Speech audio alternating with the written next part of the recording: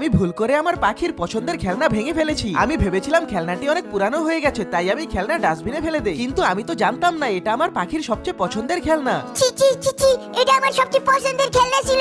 আমি এটা নিয়ে কত সময় কাটাইছি, এটার লগে আমার কত আনন্দের স্মৃতি আছে। আমার আব্বাই আমার খেলনাটা ভাঙে লইলো।